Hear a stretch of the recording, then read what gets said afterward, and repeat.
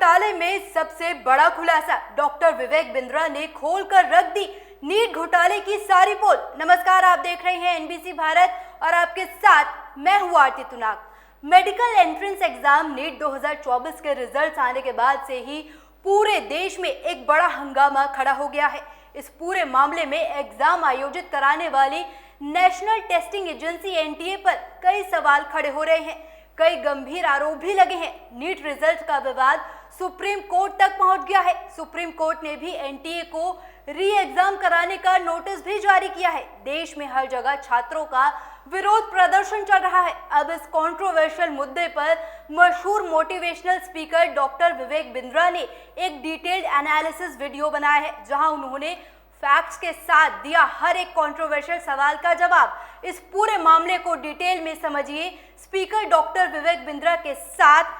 देखिए ये खास रिपोर्ट। मैं जाना जाता हूं बिजनेस सिखाने के लिए। मेरा मेडिकल एम्स एंट्रेंस एग्जामिनेशन मेरी कोई यूनिवर्सिटी नहीं है जो मैं इसको फायदा उठाने वाला हूं।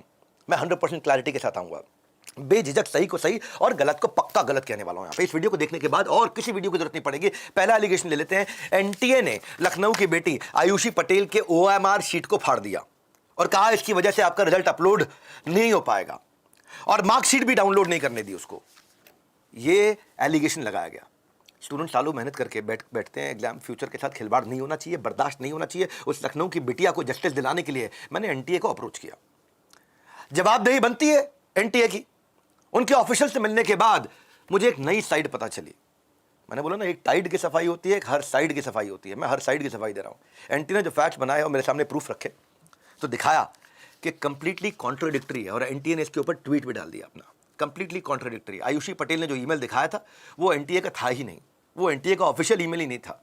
साथ ही उन्होंने जो बताया कि एनटीए के पास आयुषी पटेल की कुछ ओरिजिनल ओएमआर शीट है, बिल्कुल सेफ है। उनके स्कोर कार्ड भी आपको दिखा देता हूं मैं आपको। ये रहा इनका स्कोर कार्ड, ये आयुषी पटेल, ये इनका स्कोर कार्ड है। ये है 335 नंबर 720 में से। ये आयुषी पटेल ने अपना वीडियो डाला था जिसको बाद में प्रियंका गांधी वाड्रा उन्होंने शेयर भी किया था। और बाद में एनटीए का ट्वीट आता है। एनटीए क्या कहते हैं? एनटीए क्लैरिफाइज दैट नो टॉन OMR sheet was sent via an official NTA ID. OMR answer sheet is intact and scores are accurate. ये साफ साफ इन्होंने कह दिया। ये रहा। I request that child please don't get misguided. NTA के इस मैग्नीट्यूड को, क्या इतने बड़े मैग्नीट्यूड के एग्जाम को करा ही नहीं सकता? एक बड़े टीचर हैं कोटा में, उन्होंने ये इस पर सवाल भी किया और उन्होंने बोला, और मैं कहता मान लेता हूं, चलो आपका कंसर्न वैलिड भी है, इस एलिगेशन को समझते हैं। अगर किसी के मन में संदेह है तो एनटीए उसके लिए जवाब दे है। सुप्रीम कोर्ट ने जवाब मांगा है, sanctity of exam is compromised. हाँ, ये आ गया है। अभी इसके ऑर्डर की कॉपी अपलोड नहीं हुई है इस समय सुप्रीम कोर्ट की वेबसाइट पे, लेकिन उन्होंने कहा sanctity of exam is compromised. अब मैटर सब जुडिस है, फैक्ट्स तो सामने आ ही जाएंगे। हाँ, जब फैक्ट सामने आएंगे तो सुप्रीम कोर्ट का डिसीजन इसमें जो कहा गया कि काउंसलिंग नहीं रुकनी चाहिए, इसका मतलब सुप्रीम कोर्ट कह रहा है कि भाई प्रोसेस चलते रहने दो, एडमिशन चलते रहने दो। तो जितना मुझे समझ में आया जब मैं एनटीए की टीम से मिला, वो इंटरनली प्रिपेयर्ड है इन 1,500 अनोमलीज जो हुई हैं इनको करेक्ट करने के लिए, इनको री एग्जाम कराने के लिए। सारे 24 लाख बच्चों का री एग्जामिनेशन कराना थोड़ा चैलेंज क्यों होगा वो समझाता हूं। पहले तो कुछ कोचिंग सेंटर कह रहे थे कि हमारे को सुप्रीम कोर्ट में पूरी आस्था है, सुप्रीम कोर्ट जो कहेगा हम मानेंगे, सुप्रीम कोर्ट जो कहेगा हम मानेंगे, सुप्रीम कोर्ट सब कुछ है, सब कह रहे थे। ठीक कह रहे थे, बिल्कुल ठीक कह रहे थे। अब उनमें से कुछ सुप्रीम कोर्ट को भी अपने शक के दायरे में लाके खड़ा कर दिया है। अब सुप्रीम कोर्ट कह रहा है काउंसलिंग चलनी चाहिए, अब नहीं सुप्रीम कोर्ट गलत है। अब कुछ स्टूडेंट आकर के ये भी बोल रहे हैं जज बिके हुए हैं। ये कंटेम्प्ट ऑफ कोर्ट है भाई, ये कंटेम्प्ट ऑफ कोर्ट है। एनटीए अभी सही है कि नहीं है ये तो हुआ ही नहीं, ये कैसे डिसाइड हो रहा है? आप उस बच्चे की हालत सोचो जो कड़ी मेहनत करके नीट का एग्जाम क्वालिफाई किया, फिर दोनों तरफ की बातें सुन रहा है, एनटीए और टीचर्स और यूट्यूबर्स और मीडिया और न्यूज चैनल, और फिर सुप्रीम कोर्ट की प्रोसीडिंग्स को फॉलो कर रहा है और सुप्रीम कोर्ट की प्रोसीडिंग्स के को भी अब गलत बताने लग रहा है। तो उसकी परिस्थिति मनस्थिति क्या होगी? अभी शुरू हुआ है प्रोसेस, अगले पल क्या होगा ये सोच करके वो डिप्रेस हो जाता है। कोई गलत कदम ना उठा ले, कौन लेगा इसकी जिम्मेदारी? इसलिए हमारे को राइट नैरेटिव स्प्रेड करना है। मेरा एक सवाल आप में से ये भी है कि कितने लोग एनटीए के बारे में जानते हैं? एक्चुअली पिछले 7 सालों से स्मूथली एग्जाम कंडक्ट कर रहा था एनटीए, लेकिन हमने कभी उन्हें थैंक यू तो कहा नहीं, कभी धन्यवाद किया आपने एनटीए को कि जी इतने स्मूथली इतने बड़े स्केल पे आप कर रहे हैं। एक नेगेटिव न्यूज आई, एनटीए के एंटी हो गए हम। विवेक बिंद्रा ने अपने एनालिसिस में कई बार बोला कि माननीय सुप्रीम कोर्ट पे भरोसा रखें और वो बच्चों के हक में फैसला देंगे। और ऐसा ही हुआ। इस मामले में अब सुप्रीम कोर्ट का फैसला आ गया है।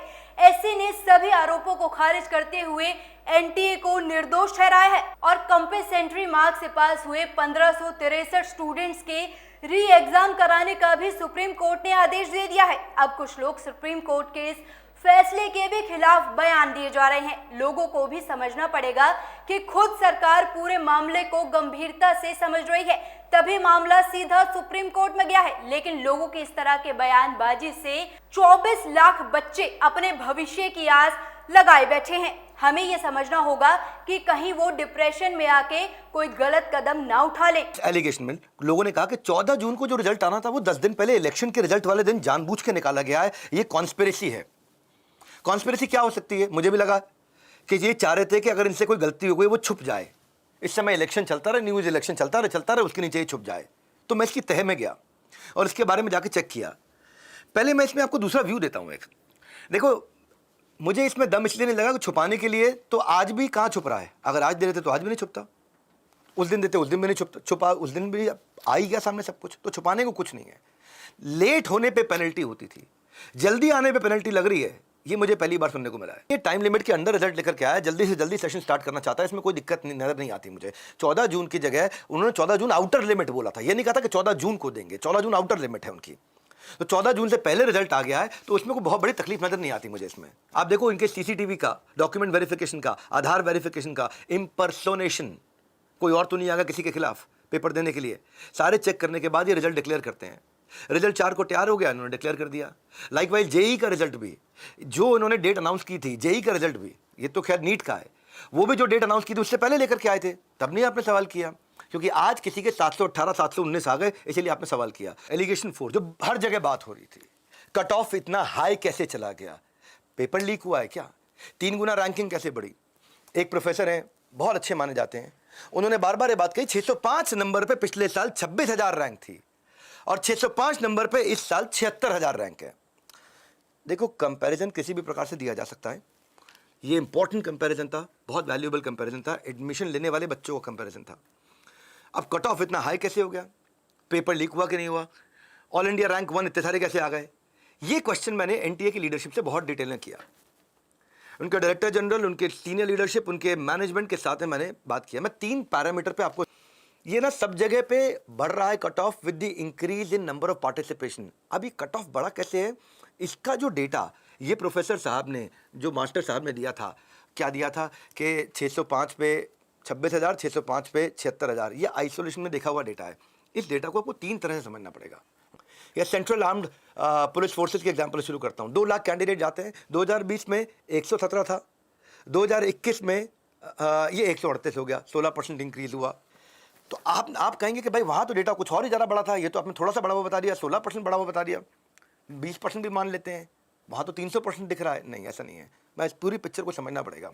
जागरण की न्यूज़ क्या है कि जनरल कैटेगरी में इन द ईयर 2020 117 और इन द ईयर 2021 138।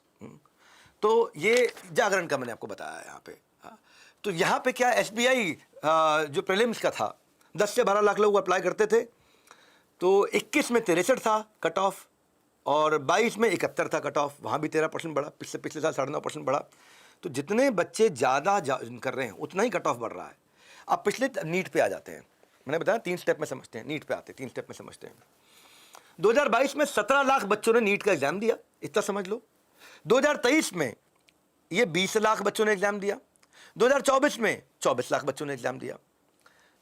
हर जगह पे 15%, 16%, 15%, 16% हर साल बच्चे बढ़े हैं इस कॉम्पिटिटिव एग्जामिनेशन के लिए। अब नीट का कट ऑफ मार्क्स देख लेते हैं। 2023 में नीट का जो कट ऑफ मार्क्स निकाला मैंने और स्टडी करा उसको, पूरा डेटा के साथ बता रहा हूँ आपको मैं, फैक्ट के साथ। 2023 में 137 था, 24 में 164 हो गया, यानी कि 17%, 19%। यानी कि आप अगर ध्यान से देखोगे तो ये 2% बढ़ा है।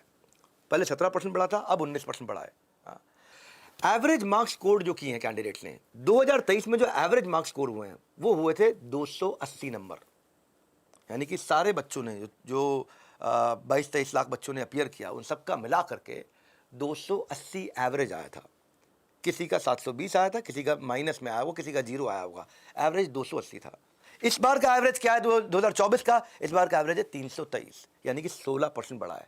लोगों को एक दूसरे को मोटिवेट करें, इस समय विश्वास बनाए रखें, चाहे वो 1563 का री एग्जाम क्यों ना देना पड़ जाए, लेकिन तब तक आप विश्वास रखें, फॉल्स नैरेटिव से बचें और बच्चों को जिताएं। यहाँ पे लोग अपना फायदा अपनी रोटी सेकने के लिए ना आए। ये रोटी सेकने वालों को मेरा प्रणाम है और बच्चों तक ये वीडियो पहुंचाएं ताकि ये राइट नॉलेज लोगों तक पहुंच सकें। इस पूरे मामले में जो मुद्दा सबसे ज्यादा उछाला जा रहा है कि कैसे 67 स्टूडेंट्स ने टॉप कर लिया। आपने खुद सुना कि डॉक्टर विवेक बिंद्रा ने भी अपने एनालिसिस में बताया है कि ये कोई गलती नहीं है, बल्कि एनटीए के ऑफिशियल्स की ह्यूमैनिटी है, जो उन्होंने ह्यूमन ग्राउंड्स पर कुछ स्टूडेंट्स को ग्रेस मार्क्स दे दिए। अब इस एनालिसिस से इस बात को समझिए कि अगर कोई सरकारी एजेंसी प्रोग्रेस की तरफ बढ़ने की कोशिश भी कर रही है तो हम उन्हें वापस से रूढ़िवादी होने के लिए धकेल रहे हैं। बिना फैक्ट्स जाने सोशल मीडिया पे वीडियो बनाने से नुकसान सिर्फ उन स्टूडेंट्स का है जो कोचिंग सेंटर सिर्फ इस मुद्दे को अपने पर्सनल गेन के लिए बढ़ा रहे हैं, जिससे एग्जाम दोबारा हो और उनके क्रैश कोर्स की बिक्री हो। डॉक्टर विवेक बिंद्रा ने पूरे मामले में छात्रों के हित में और उनके उज्जवल भविष्य के लिए बेहतरीन विश्लेषण अपनी रिपोर्ट में किया है। उनका विश्लेषण देखने के बाद तमाम छात्रों का उचित मार्गदर्शन होगा जो अब अधर में है। इस खबर पर आपकी क्या राय है, बेबाकी से हमें कमेंट करके जरूर बताएं। इस खबर में फिलहाल इतना ही। देश और दुनिया की तमाम खबरें देखने के लिए देखते रहिए एनबीसी भारत। नमस्कार।